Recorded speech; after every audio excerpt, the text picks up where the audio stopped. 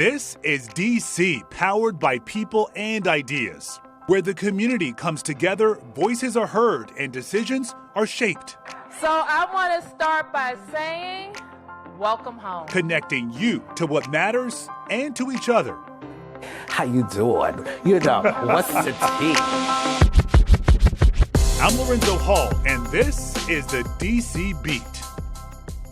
Good to see you. Welcome to the DC Beat. I'm Lorenzo Hall. So have you noticed the election cycle in DC really took a turn this week? You may have seen more campaign signs, candidates out asking for your support, donations or signature. We know this is one of the most consequential elections in DC's history.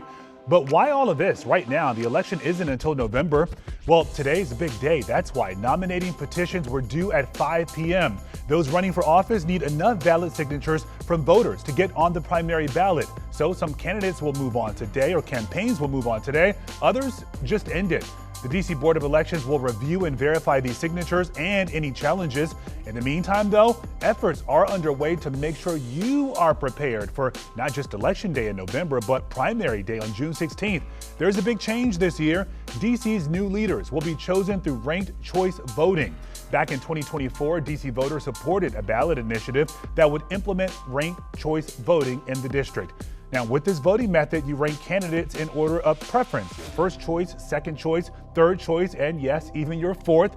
With that said, let's do a beat check tonight to get more on how this works and how it could shake up some of the big races. I'm joined by DC Advisory Neighborhood Commissioner Howard Garrett, who has been on a mission to make sure you are informed. Howard, thank you for being here with us. Appreciate it. Thank you for having me. All right, so we know that DC voters approved of ranked choice voting back in 2024. The council just implemented the funding to pay for this process. So for people who aren't familiar, tell us why this change to ranked choice voting. I mean, we're used to going in there, voting for your one candidate in each race, and that's it. But this is totally different. So why the change? Yeah, so the change gives the voter more opportunity to have a voice at the polls.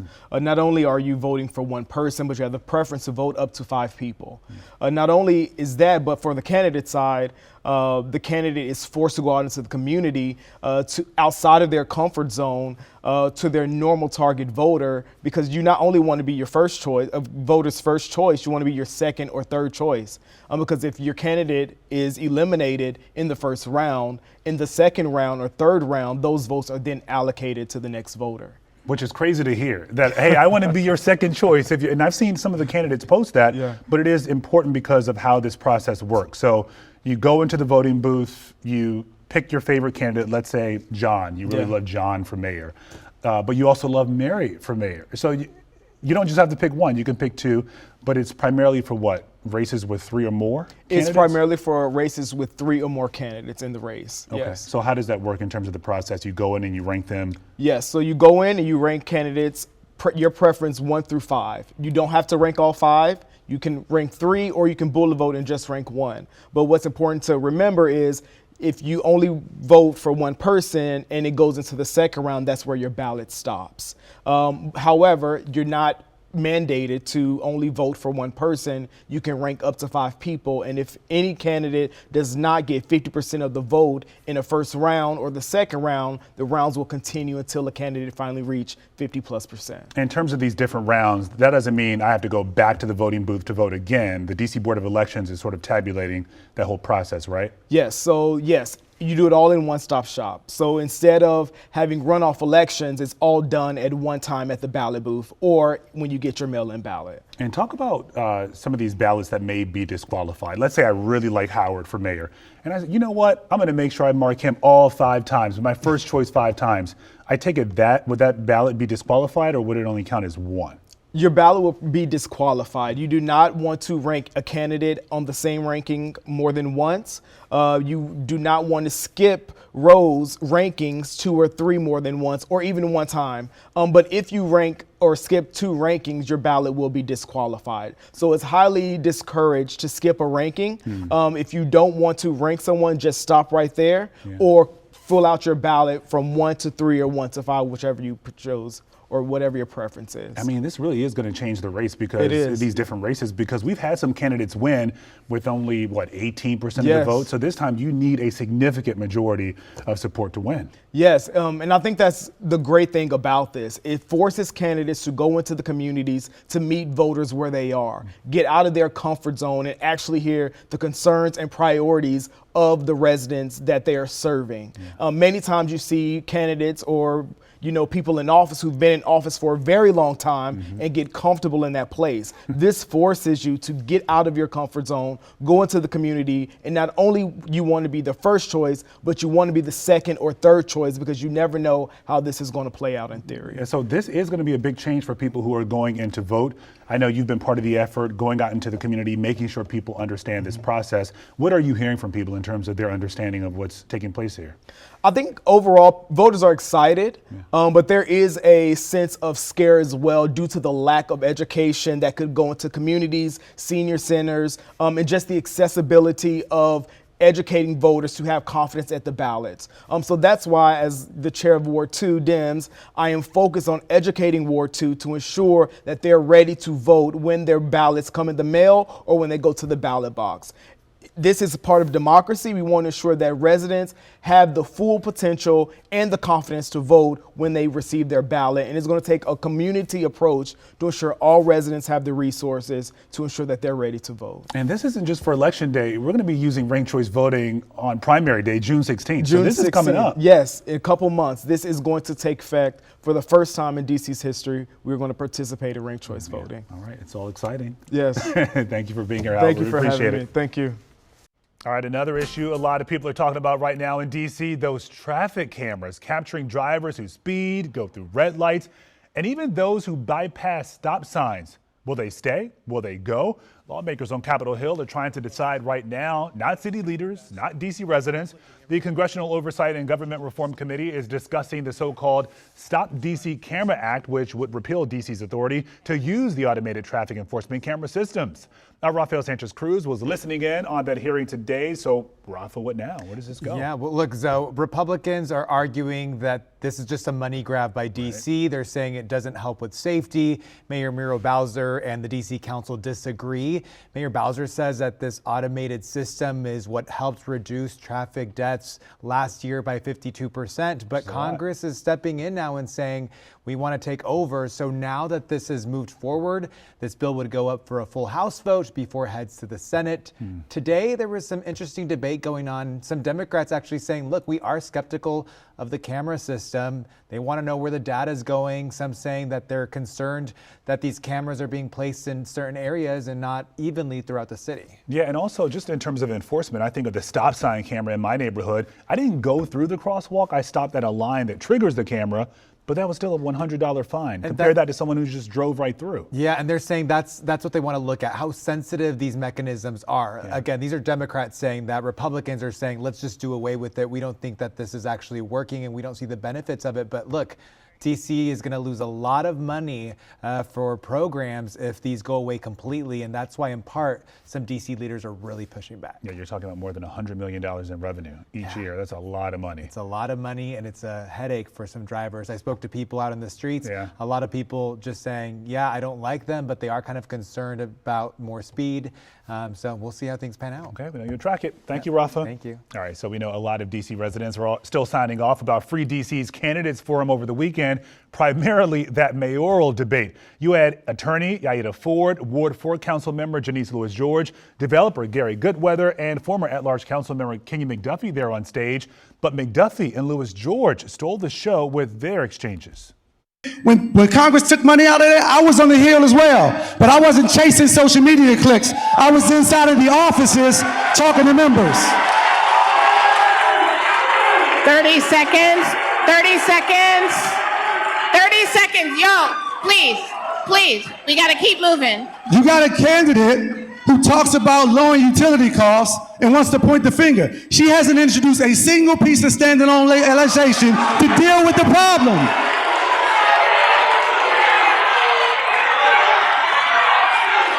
Five seconds. And guess what? Every single time she had the opportunity to vote against the public service commissioners, she voted yes. Not once, but twice. That's a lie. I've never voted. He's been the chair. He's been the chair. Do not fall for the banana in the tailpipe. I'm sorry. He It's cited about leadership. gas and Pepco and delivered higher rates for It's you. about results. Let's speak about it. Let's speak about it. Okay, everybody. It's about actually doing the work. Yeah. Whew, that's a lot right there, right? Well, since that forum, there's some big news tonight. Free DC has endorsed Janice Lewis-George for mayor and Robert White for DC delegate. Joining me right now to talk about the endorsements and that spicy forum you just saw there are Free DC's Alex Dodds and Jamila White. So let's talk about this forum. It is still the talk of the town days later. What do you make of just the forum in general? What happened? What voters took away from it? Jamila, I'll start with you. Yeah, well, the forum was energetic. It was exciting. It was electric, to say the least. And that's what I loved about it. One of the things that was clear is that DC voters are excited. Like, this is one of the largest elections we're going to have in several decades. 12 years for a mayoral new candidate, 30 plus years to replace some shoes that are going to be so hard to replace, was never replaced, and is pushing forward. So thank you so much to our delegate. And so there was excitement around it. I think what's happened nationally, what's happened locally also impacted that excitement. And we were here for all the energy. A lot of planning went into the forum. It was a very community-centered forum, a very intentional forum, and a very accessible forum. We made sure to have host a forum in Ward 8 so that kind of the first in-person forum with candidates who meet our values, but also are well known because they were, current or former council members, are coming together. And where else to do it but the heart of DC, which is the Great Ward 8, where I'm sitting at right now. It was quite beautiful to see it all come together. For the planners, it was like a big show. Here's your recital, in a sense. And what I loved about it was the pep rally too. When I was coming up MLK, it was like I noticed everybody out there with the signs, and yeah. And I mean, people actually had pom-poms, and it just brought back to my high school cheerleading days, right? But it was exciting to see the rally and just to be like, folks are still engaged in the political process, are still engaged in saving our democracy, as we can say, and pushing it forward. So that was exciting. What do you say to people who looked at the actions of some of the candidates? They may not have thought that their reaction to some of the questions were appropriate at the time. What did you make of that? Both Alex, Jamila, you can answer this too. It's clear that all of the candidates who are running for both of these offices care a really great deal about the district. They, passions are running high. They care passionately about DC. And I think we saw that on stage. This was the first time that all of those candidates have debated one another, have had an opportunity to be in conversation together. And I think it's just testament to how much is at stake in this election, just like Jamila just mentioned. It's, a new mayor for the first time in 12 years, a new delegate for the first time in over 30 years. That's a lot. There's a lot on the line. So with these candidates that you are endorsing, what should we take away from this election? So, from Free DC's perspective, we need elected leaders who are going to be champions to stand up for the people of the District of Columbia in the face of this administration. Our current mayor has not done that the way that we need her to do. And our delegate, as much as she has an incredible legacy, is also just at a point in her life and career where she is also not able to do that the way that the people of DC need. And so when we elect two people to these new positions, we need them to be ready to side with the people of DC in the face of this administration. And so that's what we are looking for. Our questionnaire asked a lot of really tough questions, like, should DC remain part of Trump's safe and beautiful task force? That's a really complicated question. It's a hard question. There's not an easy answer. And we wanted to know how these candidates are thinking about questions like that, about, DC's autonomy and the occupation and Trump and the regime. And that's what our endorsement is going to be about. The person who Free DC and all of our community members think is the best suited to take on that challenge. Jamila, anything you want to add about what this endorsement means? Yeah, I think Alex really summed everything up. And I think it also is going to just be an indicator of the issues that are important to DC voters, right? With all the many issues that are happening right now, this issue of home rule, eventually statehood, some type of agency over what happens to us is important. And I think that this election and this endorsement is going to signal that importance. And so I also think it's going to get people who are not thinking about home rule and statehood to be thinking about that and like the impact that without securing it, things could change drastically for many of us for a period that we don't remember or a period that people definitely don't want to go back to. And so, like Alex said, they were tough questions and we were realistic questions in terms of like, how are you going to be in relationship with the administration? Because it's unrealistic to say that you're not, or if you are not, how is that going to work for the people of DC to keep DC safe? So we were asking questions, we're asking candidate specific questions. The policies that you want to do are not policies that are aligned with the current congressional majority, nor the administration. How are you going to get these passed? Right? These are the kind of questions we were asking both in the questionnaire and both at the forum. And that's why I encourage people to go back to the forum, because we were asking each candidate targeted questions. We were going through people's finances, be like, you're worth $7 million. How can you relate to the rest of them? Yeah, like these are questions we ask because we want the candidates to a candidate that's going to be able to answer these questions, and not only answer these questions, but develop strategies that's going to win. All right. Thank you, Jamila, and thank you, Alex. People are also sounding off about the Safeway in Northeast D.C. at Hechinger Mall closing in less than 2 months on May 16th. This has been a neighborhood staple for more than 40 years. The pharmacy, by the way, will close sooner on April 1st. Why the closure? Well, Safeway's lease is up. Ward 5 council member Zachary Parker says this was a surprise to him, and he's working to get another grocery store in the area. Well, you've seen the plans for the Commanders' new stadium at the old RFK Stadium site. Now DC wants your input, developing the 180-acre site along the banks of the Anacostia River.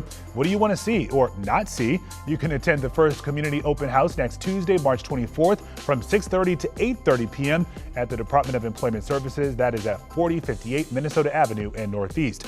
And despite a juvenile curfew and established curfew zone in Navy Yard last weekend, there was still a so-called teen takeover. Police say nearly 200 young people were involved in this, with robberies and assaults reported.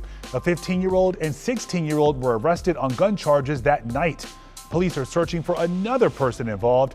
Mayor Bowser told us she's disappointed. We can talk till we're blue in the face about the kids need more to do. Kids have ample programs to do. What we need is accountability for families and children who think that it's okay to treat any neighborhood like that. So let's talk about this a bit more. On last week's episode of the DC Beat, we spoke with teens who are on the right path, but still say there just aren't enough programs and outlets for teens. At the table tonight is at-large council candidate Owolewa. Oye, thank you for being here. We appreciate it. Thanks for having me. All right, so one of the big issues in DC right now, it seems like it's been an issue forever now, these so-called teen takeovers we just mentioned a moment ago. We have the juvenile curfews in place, we have these special curfew zones, but we still have these incidents happening. You're talking about hundreds of teens. So as an at-large council candidate, if you are in this role, what do you do? What do you do differently? Well, for the past 12 years, I've been volunteering in classrooms, getting kids interested in science careers. And it's not just good because it feels great for me to be in the classroom, it's actually data-driven to reduce crime. Every year someone goes to college, reduces their risk of committing a violent offense by 10%. We need to get these kids pipelined to DPR programs, get them interested in careers so they're not outside fighting. Every time I go into a rec center, they seem to be empty. We have council members enjoying the tens of millions of dollars being invested in them. But when I go into these rec centers, they're empty. So finding ways to get young people into these programs will reduce violent crime. We don't need curfews. We don't So need you don't think we need over-policing. curfews at all? I don't believe it's a good idea. Okay. I don't believe it's good for our long term. It's not a long-term solution. We have mayoral candidates saying it's not a long-term solution, but every time we get to the deadline, we kick it another 3 months. And we're putting it mostly in black and brown communities. We're criminalizing youth. I know I was committing dumb things when I was young, and I think it's important for us to give grace to young people, hold them accountable, but also show them a better way. Because if you don't give them better options, then you're leading them to disarray. And we need to stop the school to prison pipeline. We need to have a school to college to career pipeline. All right, so you've been DC shadow rep on the Hill for quite some time now. Absolutely. So why this jump to at-large council? I mean, part of the fight for DC is on the Hill right now. Absolutely. Absolutely. Well, as a shadow representative, we fought for DC Stay-Up, but we also brought other quality of life measures to the district. We created expungement clinics to help returning citizens get free legal resources. We did capital business seminars to help mostly minority business owners learn how to get grants, contracts, and certifications. And much of the people that pushed me to become an ANC, pushed me to become a shadow representative, are coming to me now saying, why not have a local impact, run for DC Council at large? And we're not running to win a seat, we're running to change the district. Yeah, and part of that change, I know your campaign has mentioned, includes making sure people have free tuition to UDC. Yeah. You want health care for people who don't have it right now, and also jobs for some of these federal workers who have been laid off. So the question now is, that's going to take money. Absolutely. How do you pay for it? The district seems to be struggling with that right now in terms of managing its funds with the federal government tapping into the district's finances repeatedly. I am so glad you asked that question, because most progressive candidates, they waffle at how to spend things. As a pharmacy manager, I've had to make our budget balance. So number one, we need to do an audit of DCPS. We spend over $1 billion on our public school system. Usually audits save you 5-10% of operating costs. With that $100 million, we can pay for UDC becoming tuition free. We found $1 billion for a stadium.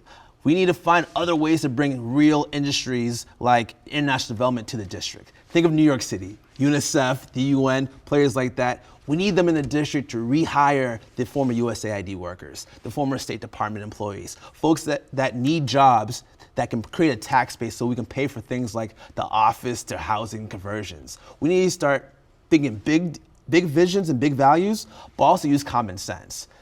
It doesn't matter how much rent costs if someone can't pay their bills. It doesn't matter how cheap you make labor costs for a business if folks don't have enough money to go to their neighborhood restaurant. We need to get money back into people's pockets, and that's what I'm really focused on doing. So speaking of which, affordability, homes. Absolutely. People are struggling to pay their rent right now. They're trying to pay for their homes, their mortgages. How do you make homes living in the district more affordable for people? That is issue number one, it seems, for a lot of folks right now. We need to restore people's TOPA rights. As an ANC commissioner, I saved a group of black seniors from being displaced from a slumlord millionaire. We also need to make sure we focus on big ideas like social housing that oftentimes reduce the rent by 25-50%. Social housing, what is that? What does that look like? Social housing is when civic associations, nonprofits, and the government come together to own property. You know, being accountable to the public, not to shareholders like most developers. In addition, focusing on private equity. Private equity firms are buying up houses left and right in my neighborhood in Congress Heights to the point that home ownership is unattainable. So folks who have jacks up the price yeah, of the, exactly, the value of the neighborhood. without even having a mortgage. And folks who want to buy a home end up going to the PG counties, end up going to Northern Virginia because they just can't find that right fit. Other states, other cities have managed this issue a little bit better. We have about 30% private equity firms own homes in DC, and that's way above national average. We have to focus on those issues for people who even want to buy a home, let alone rent. All right, so you mentioned RFK Stadium a minute ago. Yeah. Obviously, that is going to be the district's biggest project over the next couple of years. And if you are the at-large council member, you will have to see this project through. Absolutely. You said in the past that the district could have gotten a better deal. Absolutely. How so?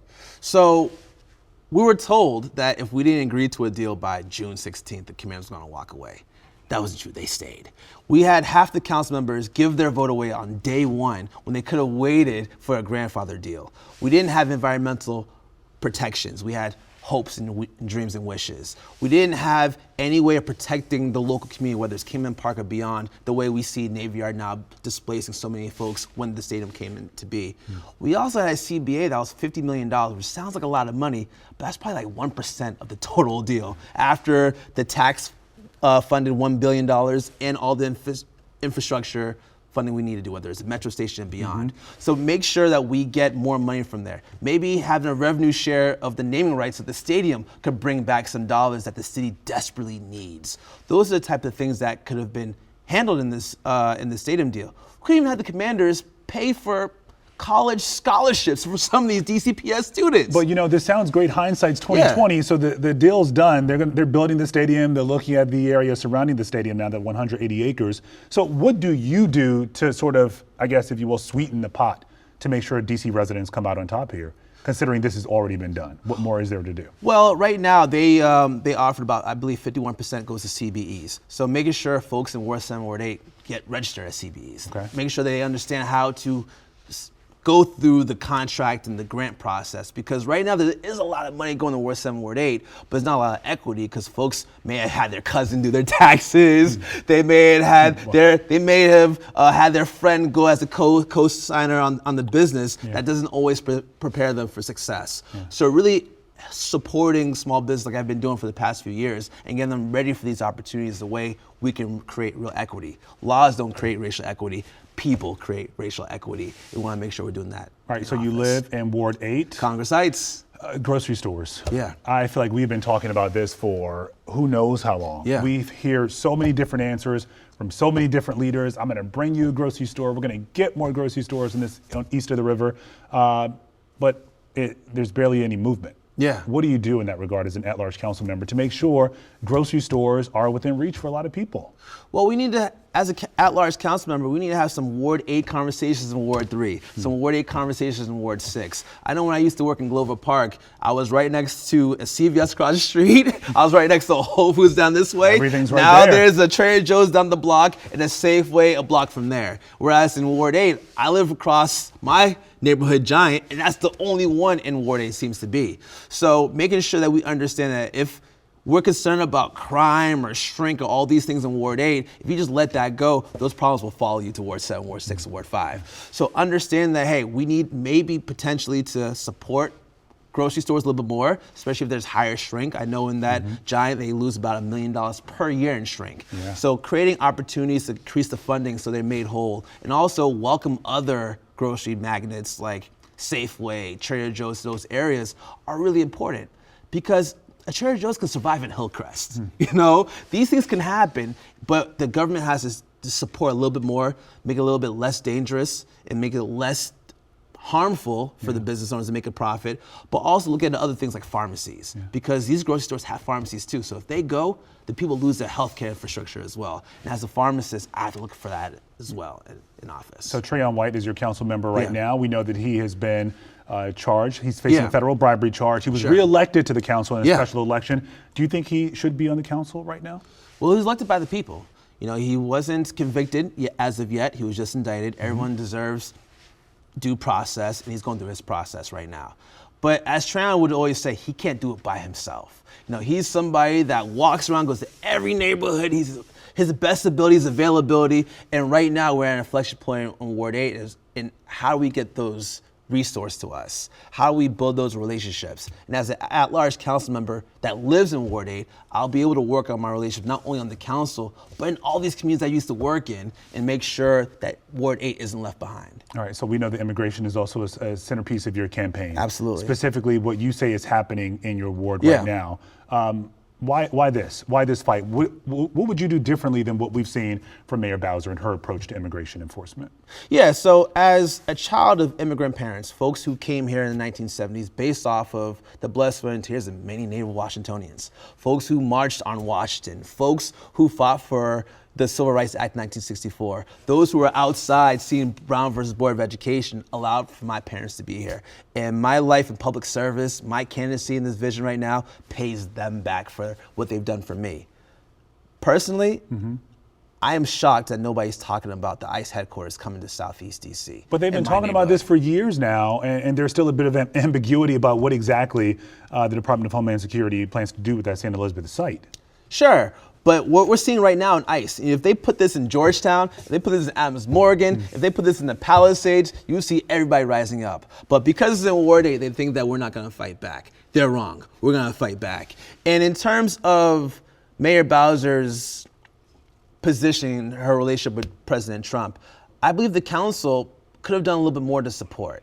Right now, we're seeing Mayor Bowser kind of by herself when she had to rip up Black Lives Matter Plaza, when she almost had to thank our occupiers in the middle of our occupation. The council could have increased the immigration legal fund grants so non-citizens will have access to legal support. The council could have increased the language resource for $17 million so folks who speak English as a second language would know how to access resources from the government, whether it's healthcare, whether it's education, even public safety. that doesn't mean we have to be in front of the camera. That means we have to invest in things that keep people safe. At the end of the day, we understand that President Trump watches CNN, watches USA 9 every day, but we could have done things on the back end to make sure DC was safer. Okay. You got all your signatures, right? Today's the big petition deadline. Oh yeah, we up there. We're almost 5,000. Well, you know, okay. we ain't new to this. We true to this. Oh yeah, Owolewa, at-large council candidate. Thank you for being at the table. Thank you, brother. Appreciate it. Absolutely. Good luck. All right, so again, petitions were due for candidates today, so we're going to have a better idea of who will move ahead in the various races for mayor, council, attorney general, and DC delegate. That does it for the DC Beat. Thank you for being here and for your time. I'm Lorenzo Hall. I'll see you next Wednesday.